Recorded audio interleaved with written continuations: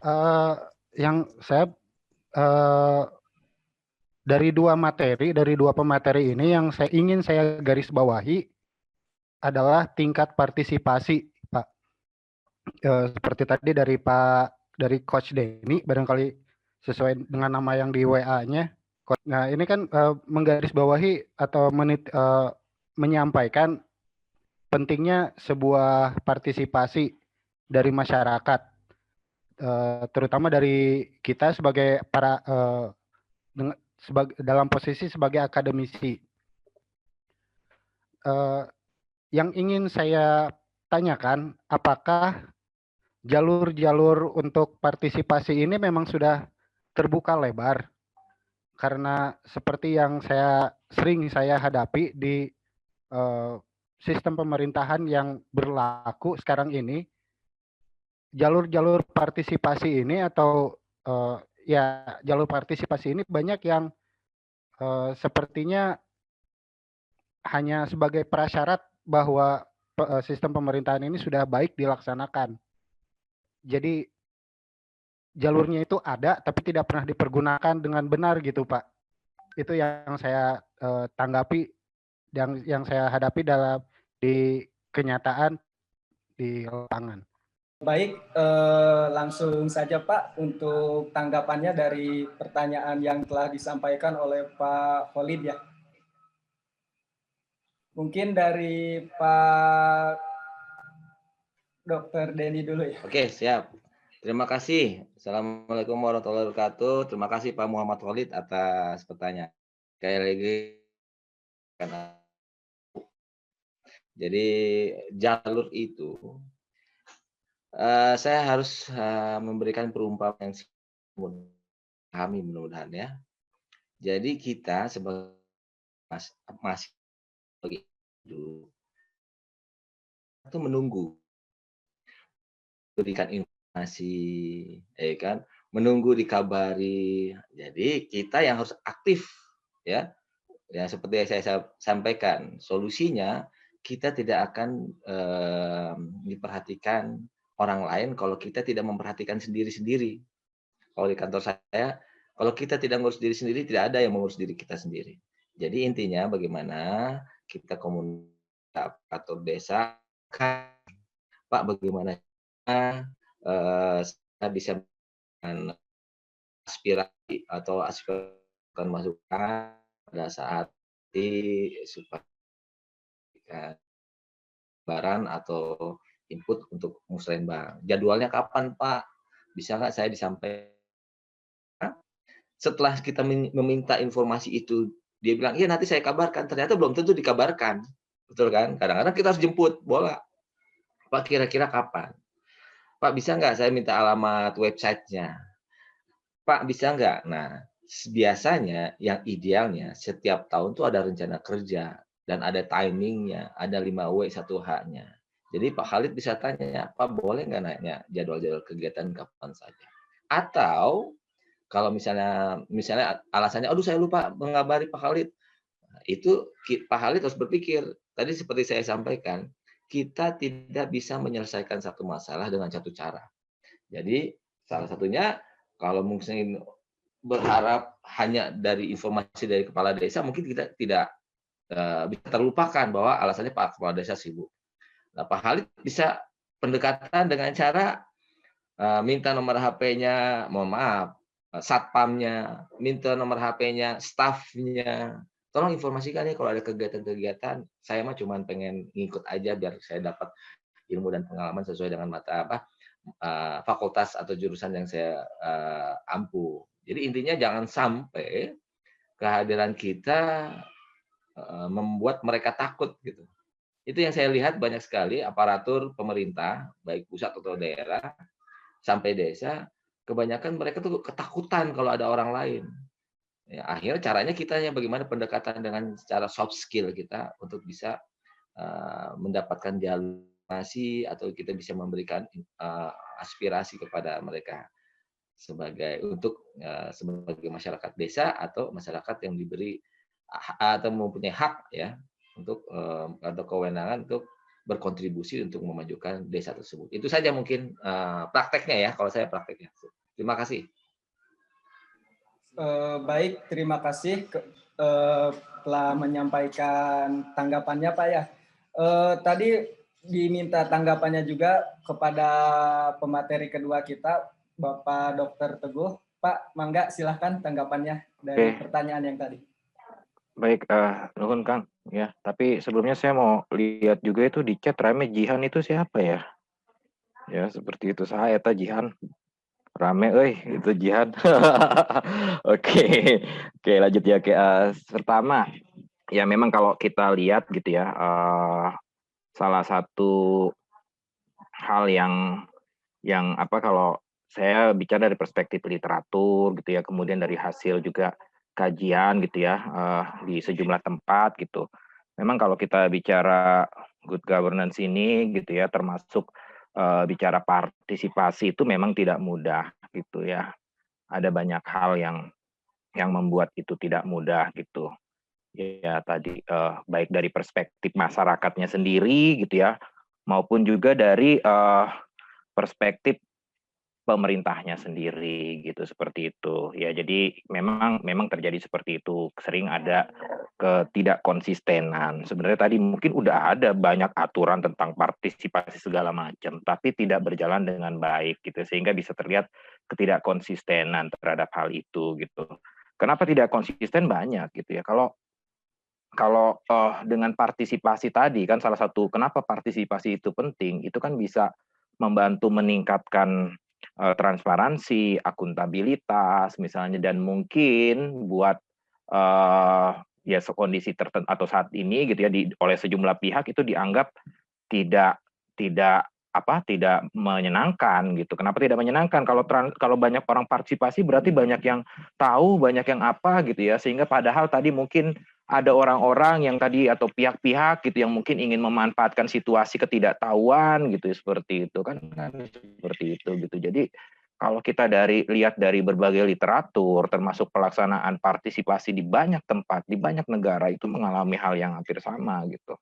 Ya, seperti itu. Karenanya tadi saya pikir apa yang disampaikan oleh Pak Ahmad Denny suatu hal yang positif gitu ya. Kita mencoba ya untuk bisa datang kemudian menanyakan ya, mungkin mereka akan juga terbuka seperti itu. Nah, itu juga perlu dilakukan upaya-upaya seperti itu ya, seperti itu. Dan tapi tadi saya sampaikan bahwa nggak mudah gitu untuk bisa juga menjalankan partisipasi ini dengan baik karena banyak hambatannya, termasuk hambatan dari masyarakatnya sendiri gitu, seperti itu. Kira-kira seperti itu sih tambahan dari saya, Pak. Terima kasih. Barangkali kalau boleh saya simpulkan, pendekatannya yang paling baik itu adalah pendekatan secara personal, barangkali seperti itu ya, Pak Denny, Pak Teguh. Ya, terima kasih Pak. Ya, oke cukup Pak. Terima kasih Pak. Dari Bu Yuni. Jadi begini Pak, tadi pemateri memaparkan tentang kolaborasi dengan mengenai kerjasama dengan warung setempat dalam pengadaan konsumsi. Semua itu adalah persyaratan yang harus dilengkapi dalam laporan keuangan. Sementara secara birokrasi, ketika ada kegiatan, misalnya rapat atau kegiatan yang berhubungan dengan pengeluaran, untuk laporan ke dinas dari hasil kegiatan pertemuan atau apapun itu, kegiatan yang berhubungan dengan keuangan, harus disertakan pertama, nama toko yang dipakai harus memiliki kwitansi yang sesuai dengan nama toko tersebut. Kemudian yang kedua, toko yang bersangkutan harus memiliki NPWP. Nah, mulai dari nota pembelian, kwitansi, pembelian, dan NPWP. Nah, di sini juga secara tidak langsung manipulasi bisa ditemukan di sini. Kira-kira apakah itu bisa dihindari, Pak? Oke, saya coba ya. Oke, ini memang zamannya non tunai, cashless ya. Idealnya memang harus toko yang punya NPWP. Maksud saya, kita harus bisa cara berpikir tiga. Satu, thinking in box, berpikir di dalam kotak. thinking out of the box, berpikir di luar kotak. Terakhir, thinking other box thinking, berpikir apa yang orang lain pikirkan, yang bisa kita contohkan. Jadi peraturan tetap harus dilakukan. Nah, untuk supaya persyaratannya mutlak itu harus ada NPWP, otomatis desa juga harus cari toko yang punya NPWP desa, ya, supaya jelas laporannya. Oke, kan ada uang operasional. Selama misalnya pahit-pahit di desa itu tidak ada toko atau apa yang punya NPWP, bagaimana caranya desa bisa membangkitkan masyarakat desa untuk bisa salah satu warganya mempunyai toko dan mempunyai NPWP. Jadi uangnya ngalir di desa itu. Tetap semuanya harus ada eviden, bukti bahwa transaksi itu dilakukan. Ya. Kemudian bayangkan saja nih, simpel saja. Jadi kita harus terus mengacu kepada peraturan perundangan yang berlaku. Bayangkan jika adik-adik tinggal di Papua, yang seberangan gunung, jauh entah kemana, di mana-mana, ya, seberang sungai, laut, dan nggak ada itu yang punya NPWP mungkin warung. Ya mau nggak mau, ya kita gunakan masyarakat sekitar, tapi harus ada catatannya. Nanti pada saat pemeriksaan, selama itu ada justifikasi, ada argumentasi yang masuk akal bahwa memang itu benar-benar digunakan untuk kegiatan dan untuk mendukung program kegiatan untuk mencapai tujuan bersama, saya rasa itu bisa dilakukan. Tapi di daerah tentu ya, bukan di perkotaan. Selama di daerah tersebut sudah ada toko dan punya NPWP, itu yang harus dilakukan. Saya ngebayangin kita harus thinking other box thinking, out of the box dan thinking in box. Itu maksudnya. Semuanya harus tercatatkan. Lakukan yang kita lakukan, catat yang kita lakukan, lakukan yang kita catat. Ya, bayangkan kalau misalnya di desa itu tidak ada satu sama sekali di Papua. Kan di Papua juga ada namanya desa, teman, namanya beda. Tapi warung-warung nggak ada yang punya NPWP, jauh ngurusin macam-macam. Apakah uang yang ada tidak bisa digunakan untuk mengoperasikan kegiatan program desa? Kan nggak mungkin. Jadi selama masih bisa masuk akal, inspektorat, BPK pun masih bisa menerima alasan itu, tapi jangan diakal-akalin mereka, karena mereka itu punya cara-cara tertentu investigasi bahwa ini benar atau tidak, ini fiktif atau tidak laporannya, kegiatannya ada apa enggak. Mereka ada ilmu cek, recheck, dan cross check sehingga paham mana yang bohong, mana yang tidak. Itu saja masukan saya ya. Jadi semua tergantung situasi dan kondisi, dan idealnya harus ada toko yang punya NPWP lebih aman. Oke, terima kasih. Baik, terima kasih Pak kepada Bapak Dr. Ahmad Denny. Mungkin dari Bapak Dr. Teguh ada tambahan? Baik, terima kasih. Saya justru akan menambahkan seperti ini. Salah satu yang dimunculkan di Undang-Undang Desa itu, 6/2014 itu terkait dengan BUMDes, Badan Usaha Milik Desa. Ya, nah ini yang kemudian harusnya bisa jadi sarana untuk membantu tadi memajukan desa dan membangun perekonomian desa seperti itu. Ya, tadi saya singgung penghasilan itu penting. Susah kita meminta orang untuk melayani dengan baik sementara kebutuhan dia tidak terpenuhi. Ya, disitulah kalau kita, salah satu kajian saya korupsi, saya mengkaji korupsi kepala daerah, termasuk korupsi kepala daerah gitu ya. Saya kajian saya seputar itu. Nah, itu salah satunya kalau kita baca dari berbagai literatur tentang korupsi, itu di banyak literatur disebutkan, ya, di banyak literatur itu disebutkan bahwa low salary of civil servant gitu, atau gaji kecil dari pegawai negeri itu menyebabkan korup gitu. Itu di literatur banyak cerita tentang itu. Ya, seperti itu. Nah, apalagi tadi kita bicara perangkat desa, gajinya berapa sih? Dari APBD juga yang nggak seberapa tadi, cuman ada maksimal juga. Dari kabupaten kota juga mungkin kalau ada kecil segala macam gitu, seperti itu. Ya, saya sebelumnya tinggal di Jakarta. Saya cerita konteks saya sebelumnya tinggal di Jakarta. Ya, kemudian saya pindah ke Bogor. Saya tinggal di Kabupaten Bogor, di desa. Ya, salah satu desa di Kabupaten Bogor. Kemudian saya pernah merasakan pelayanan yang diberikan oleh kelurahan di Jakarta dengan perangkat desa di tempat saya tinggal sekarang. Ya, saya bilang gini, kalau di Jakarta itu pegawai kelurahannya itu nggak melayani dengan baik, oh itu digebukin juga boleh lah gitu. Kita ini karena gaji mereka gede. Ya, seperti itu. Sementara di perangkat desa berapa gitu. Nah, ini kan harus kita optimalkan bagaimana kita bisa meningkatkan juga mereka. Nah, salah satunya disitulah peran dari badan usaha milik desa. Itu menurut saya itu salah satu kuncinya sekarang itu adalah bagaimana mengoptimalkan, memberdayakan badan usaha milik desa sehingga itu juga bisa berkembang, ya, bisa kemudian melakukan berbagai hal yang itu akan punya kontribusi bagi pendapatan asli desa. Dengan kontribusi dari BUMD bisa meningkatkan juga pendapatan dari perangkat desa. Seperti itu. Ya, nah jadi itu yang menurut saya penting. Saya senang di desa tempat saya tinggal sekarang, BUMDes-nya anak muda. Menurut saya dia punya visi, semangat gitu.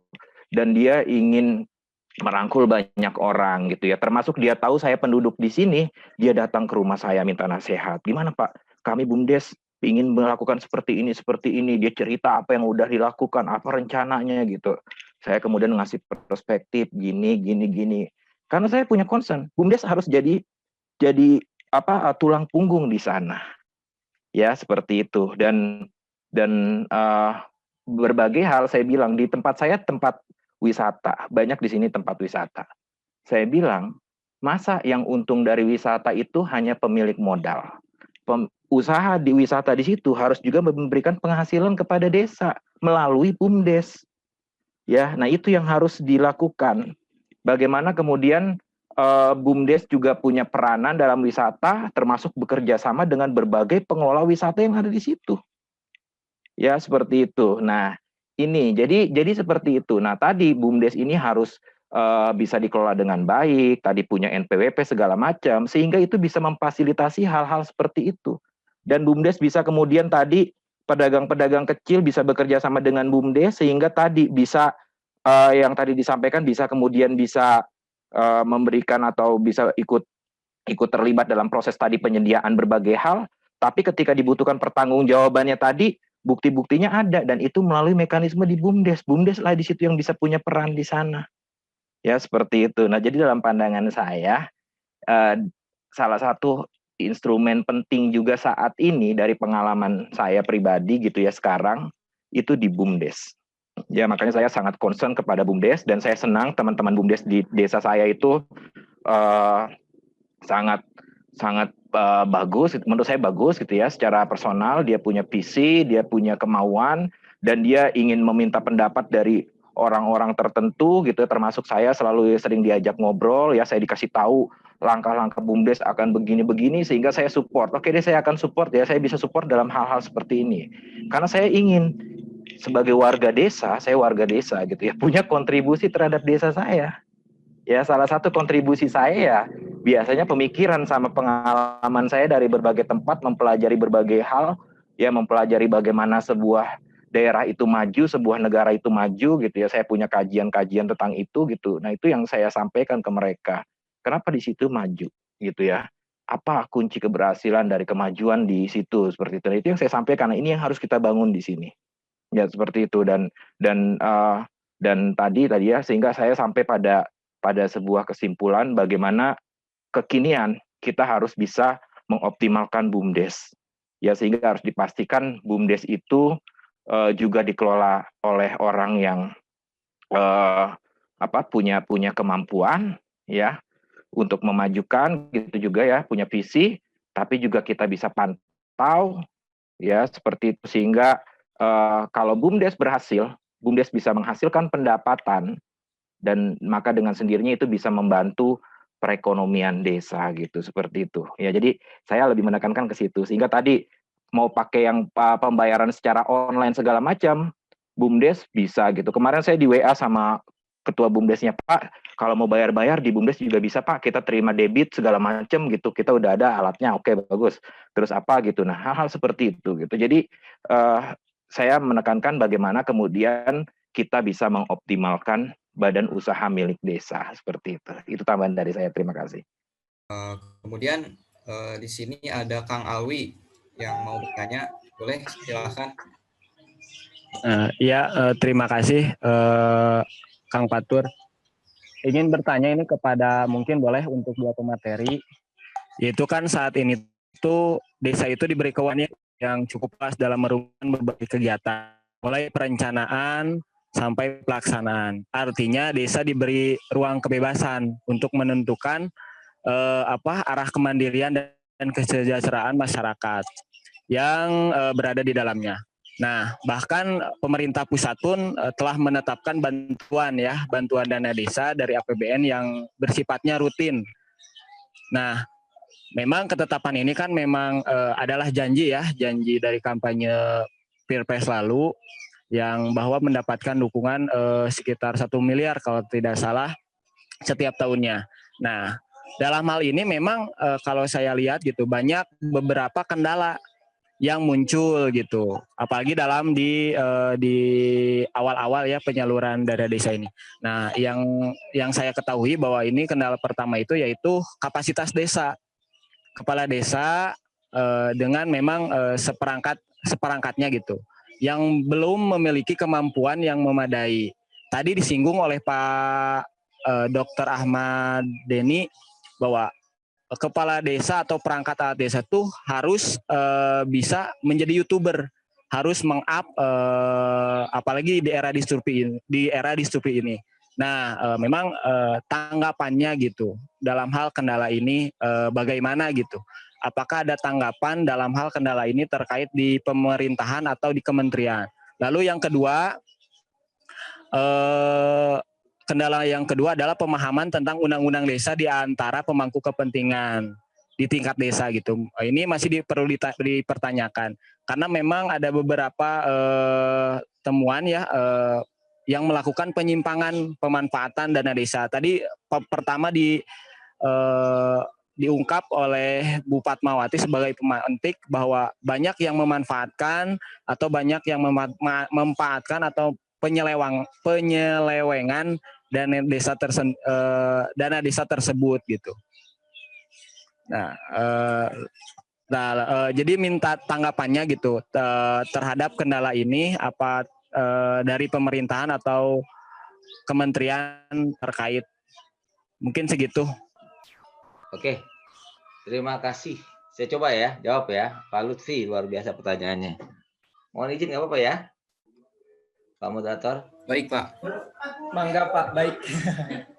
Jadi ini pengalaman di lapangan, kepala desa terpilih karena mungkin image-nya bagus, karena mungkin bijaksana, karena mungkin usianya lebih senior, karena mungkin sudah paham tentang bisnis, tapi orang-orang tersebut belum tentu mereka memahami tentang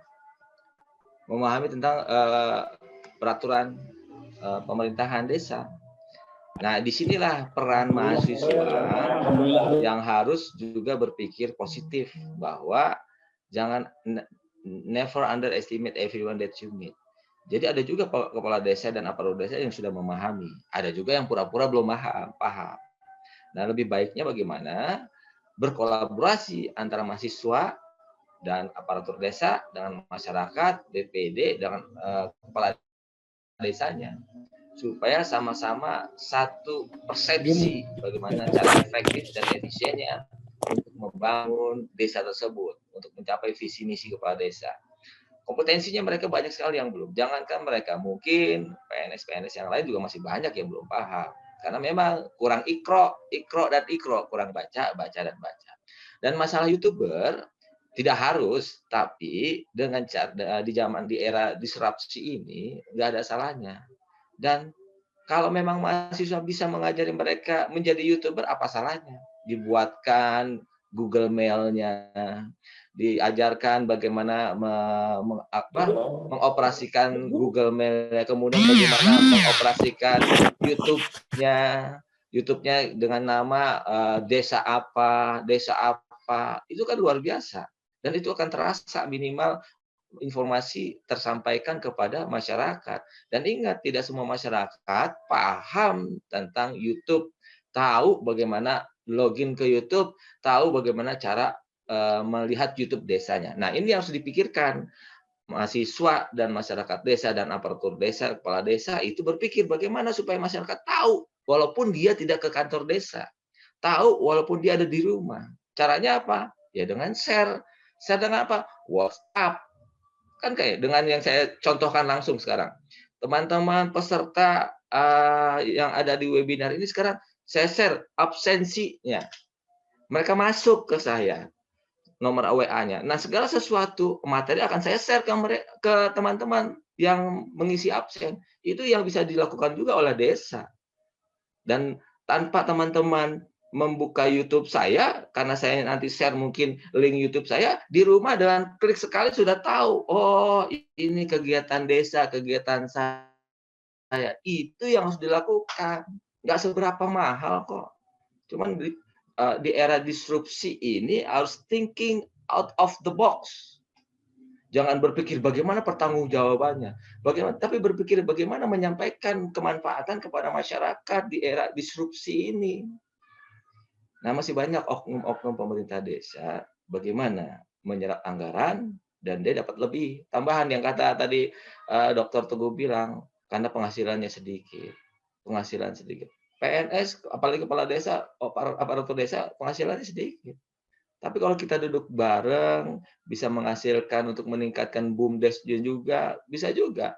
Ya kan, BUMDes-nya juga bekerja sama dengan kepala desa, setiap kegiatan-kegiatan, masukkan ke website BUMDes-nya. BUMDes-nya juga bikin website, BUMDes-nya juga bikin YouTube aktif. Akhirnya nanti seluruh masyarakat di Indonesia, bahkan dunia, tahu kegiatan desa tersebut. Dan merasa, wah uang 1 miliar nggak sia-sia.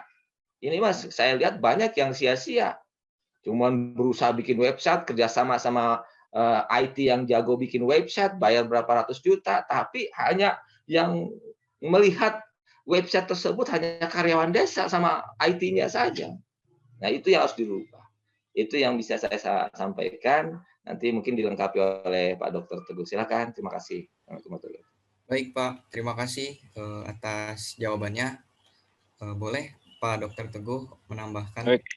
Oke, halo, baik. Terima kasih. Saya tambahkan ya tadi ya dari Kang Alwi ya tentang pertama kewenangan desa gitu ya. Jadi memang mungkin ya yang namanya desa, kalaupun dia punya kewenangan tadi yang besar itu yang harus sifatnya lokal gitu, ya kan seperti itu yang harus diperhatikan. Jadi yang terkait dengan masyarakat desa gitu ya seperti itu, yaitu yang harus jadi perhatian tadi. Bagaimana kemudian bisa membangun perekonomian masyarakat desa ya, kemudian bisa memfasilitasi berbagai kebutuhan masyarakat desa seperti itu dengan kewenangan yang dimiliki gitu ya seperti itu. Jadi kewenangan desa ya akan terkait dengan kewenangan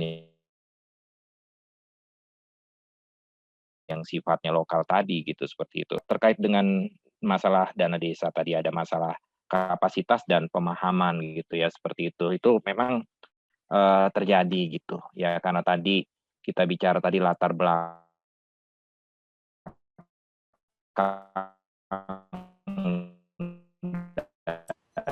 dari kepala desa itu ya seperti itu. Nah ini yang kemudian kedengeran nggak? Halo, sorry. Halo, kedengeran? Sudah jelas kembali Pak. Iya, sorry. Ya sinyal tadi ya. Saya suka bermasalah sinyal di sini. Nah tadi ya, kemudian tadi bicara tadi kewenangan desa, kewenangan kapasitas dan pemahaman. Halo, udah kedengeran Mas? Kang, kedengeran Kang? Sudah Pak. Nah ya sorry tadi keputus terus ya, sorry ya. Nah tadi bicara tadi, memang tadi masalah yang diangkat terkait dengan kapasitas dan pemahaman ya. Nah itu memang juga udah jadi perhatian pemerintah gitu. Makanya sebenarnya pemerintah kemudian punya yang namanya pendamping ya, pendamping gitu. Nah cuman ternyata kan ya ada masalah juga terkait dengan penentuan pendamping ini gitu ya. Ternyata juga ya seperti itulah gitu ya, ada kepentingan juga gitu. Nah sebenarnya seperti itu. Dan disinilah tadi Pak Ahmad Diri tadi menyampaikan kolaborasi gitu ya. Disinilah teman-teman dari kampus gitu ya, kita dari kampus bisa punya sumbangsi di sana gitu. Ya kita bisa tadi melakukan pengabdian masyarakat untuk membantu gitu, sehingga tadi bisa membantu meningkatkan kapasitas gitu. Itu yang saya selalu sampaikan tadi, seperti saya sampaikan, sekarang saya jadi warga desa, itu yang saya sampaikan ke ketua RW saya sering didatangin Pak RT, terus Pak RW juga suka ke rumah segala macam. Bahkan sekarang di tempat saya lagi mau pilkades juga ada kepala desa yang datang ke rumah saya, calon kepala desa gitu, saya senang-senang aja gitu ya, sambil kita ngobrol-ngobrol, dan kemudian akhirnya saya bilang, kalau saya sebagai warga desa, saya punya kontribusi, salah satu kontribusi saya ya saya membantu meningkatkan kapasitas dari perangkat desa, saya bilang seperti itu. Makanya saya senang kalau saya bisa membantu untuk hal-hal seperti itu gitu. Disitulah kita bisa punya peran untuk membantu dari kampus juga gitu, sehingga tadi bisa meningkatkan kapasitas dari perangkat desa, termasuk pemahaman. Ya, bicara pemahaman, kita punya masalah itu ya, bukan hanya di desa, sampai ke level kabupaten kota pun, bahkan di tingkat provinsi, bahkan di pusat pun kita punya banyak masalah terkait dengan pemahaman. Ya, banyak kepala daerah yang nggak paham juga hal-hal tertentu yang udah ada aturannya, dia nggak paham gitu, banyak. Nah, ini yang tadi, kemudian itu tadi kita bisa punya kontribusi di sana gitu ya, memberikan pemahaman, kita membantu tadi meningkatkan kapasitas seperti itu. Nah, itu yang menurut saya kita harus bangun gitu ya. Tadi seperti kalau Pak Ahmad ini kan salah satu prinsipnya kita tidak hanya ini menyalahkan ya Pak ya, seperti juga kita memberikan solusi gitu. Nah, maka salah satu solusinya menurut saya tadi, kalau kita punya pemahaman, pengetahuan di situ, kita bantu juga teman-teman perangkat desa gitu, seperti itu. Jadi tambahan saya seperti itu. Tapi memang itu masalah yang kita hadapi gitu ya di lapangan gitu. Kira-kira gitu tambahan dari saya. Sedikit menanggapi ya Pak ya. Kan gini, dalam hal pemerintah itu kan memberikan program. Nah, yang saya sesalkan itu kenapa tidak memfasilitasi gitu, memfasilitasi dalam hal peningkatan perangkat desa ini gitu. Kan memang kita peran mahasiswa juga penting ya, membantu gitu ya dalam hal. Tetapi yang pembuat program, pembuat kebijakan juga seharusnya memfasilitasi, misalnya kayak memberikan pelatihan-pelatihan untuk meningkatkan kemampuan perangkat desa ini gitu. Nah, itu sih yang segi tambahan gitu. Selain memang peran mahasiswa di situ memang dibutuhkan gitu ya dalam hal pengabdian kepada masyarakat. Oke, boleh saya sedikit respon Mas Alwi Lutfi yang luar biasa memperhatikan desa. Oke, nggak apa-apa. Jadi desa itu setiap tahun dianggarkan untuk pelatihan tentang aparatur desa. Termasuk saya ini salah satu training of trainer tentang pemerintahan desa. Jadi kita sudah keliling daerah, mungkin informasi kegiatan ini tidak tersampaikan kepada masyarakat. Atau mungkin masyarakat tidak bertanya gitu. Jadi sudah dikondisikan semuanya kita training. Tapi terkadang yang jadi masalah di Indonesia nih budayanya nih. Makanya saya nggak bangga kalau suatu daerah hanya dapat opini WTP. Karena contoh banyak sekali peserta diklat baik di swasta atau di birokrasi setelah selesai ikut diklat tidak transfer knowledge kepada orang lain. Bahkan ada ilmu yang kita harus adopsi dari multi level marketing. Satu orang ngajarin 2 atau 3 orang. Satu orang ngajarin 2. Itu yang tidak dilakukan. Sehingga informasi tidak tersebar secara cepat dan masif. Jadi itu Mas Lutfi. Jadi nanti Mas Lutfi bisa nanya ke mana? Ke desa. Pak ada pelatihan-pelatihan tentang desa enggak? Saya yakin jawabannya ada karena memang sudah dianggarkan beberapa waktu yang lalu, terutama tentang sosialisasi peraturan yang terbaru. Yang jadi masalah setelah mereka selesai diklat, apakah mereka menyampaikan materi diklat tersebut kepada masyarakat umum? Itu yang tidak dilakukan. Jadi mahasiswa harus mendampingi itu, harus mengawasi itu supaya kita kolaborasinya makin luar biasa untuk Indonesia. Gitu ya. Terima kasih Mas Alwi. Terima kasih Pak. Terima kasih. Mungkin untuk Pak Teguh boleh juga untuk menambahkan kembali. Oke, ya saya pikir cukup ya kalau tadi yang sampai disampaikan tadi Pak Ahmad Denny ya, seperti itu. Jadi tadi saya sampaikan pemerintah juga memahami terkait dengan tadi yang masalah kurangnya kapasitas, sehingga saya yakin juga pemerintah tadi punya berbagai hal gitu yang memang saya pikir itu mungkin tadi berjalannya belum dengan baik, termasuk tadi kalau yang Pak Ahmad ini sampaikan sosialisasinya mungkin dari mereka yang sudah mendapatkan itu ke teman-temannya gitu, seperti itu. Karena kan mungkin karena memang kita punya keterbatasan sehingga nggak semua ikut pelatihan seperti itu sih. Nah disitulah kita bisa mengisi ruang-ruang kosong itu seperti itu. Ya, jadi ini yang akhirnya ya tadi ya, kalau kita bicara pemerintah itu punya banyak keterbatasan seperti itu. Wilayah kita begitu luas ya. Sementara kemudian juga kita punya anggaran yang relatif kurang lah gitu ya. Ya maksudnya anggaran kita terbatas lah seperti itu gitu ya. Sehingga akhirnya kalau zaman kekinian itu, makanya penekanan terhadap kolaborasi itu jadi penting. Ya kenapa? Karena tadi nggak semua hal bisa dilakukan oleh pemerintah. Disitulah kemudian kita bisa punya kontribusi seperti itu sesuai dengan ya hal yang kita miliki gitu ya tadi ya. Nah itu saya pikir itu yang kemudian sekarang harus dikedepankan. Kalau kita ngandalin pemerintah aja, tadi pemerintah punya banyak keterbatasan keuangan, sumber daya manusia dan lain-lain lah gitu. Kira-kira seperti itu yang makanya banyak peluang buat kita. Tadi kita punya peluang untuk kewajiban dunia akademik gitu. Itu aja sih tambahan saya.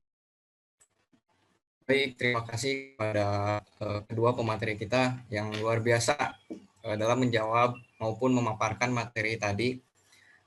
Saya ucapkan terima kasih juga kepada partisipan, pada kawan-kawan yang tetap stay dalam mengikuti acara kita hari ini. Mungkin untuk sesi diskusi atau tanya jawab, moderator tutup karena memang waktu sudah menunjukkan pukul jam 12. Nah, untuk itu sedikit dari saya ingin menyampaikan bahwa di era disrupsi ini memang kita harus dituntut untuk kreatif. Jadi ketika ada tantangan pada era disrupsi seperti sekarang ini, kita harus bisa memanfaatkan keadaan sebaik mungkin, maupun itu dari bidang akademisi, maupun usaha, maupun pemerintahan. Dan mengedepankan prinsip-prinsip administrasi maupun pelayanan yang baik dan bersih. Itu pun berorientasi kepada kepuasan publik dan yang paling penting adalah kepada kepercayaan publik. Nah, bagi masyarakat atau publik, khususnya kita kebanyakan mahasiswa, itu harus berpartisipasi, harus ikut mendorong atau membantu dari setiap program pemerintah. Misalnya contohnya tadi dari pemateri kita sudah menjelaskan bahwa ada contoh dari disrupsi seperti JDIH. Kita sebagai milenial khususnya, apabila ada orang yang sudah tua tetapi dia tidak bisa mengoperasikan atau tidak mengerti terhadap teknologi atau istilahnya gaptek gitu, kita harus bisa menjelaskan dengan dasar kita mempunyai kompetensi yang sudah dipelajari dari internal kampus. Itu pun sebagai bentuk implementasi kita di eksternal gitu. Mungkin segitu dari saya. Kurang lebihnya mohon maaf. Saya ucapkan kembali terima kasih. Suatu kehormatan bagi kita semua, bagi kami bisa berdiskusi atau berdialog langsung dengan kedua pemateri kita yang luar biasa. Dan saya ucapkan terima kasih kembali kepada partisipan yang sudah mengikuti dan setia dari awal sampai akhir. Untuk selanjutnya mungkin ada sertifikat untuk kedua pemateri kita sebagai tanda terima kasih dari kita gitu.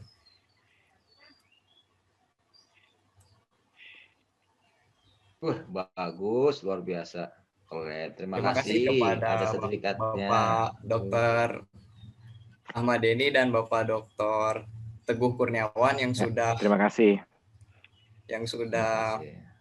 Memberikan pemaparan materi dan juga memberikan nutrisi berupa pengetahuan yang baru kepada kita semua. Sehingga kita mudah-mudahan bisa mencerna dengan baik dan juga paham terhadap apa yang sudah dijelaskan oleh kedua pemateri yang luar biasa.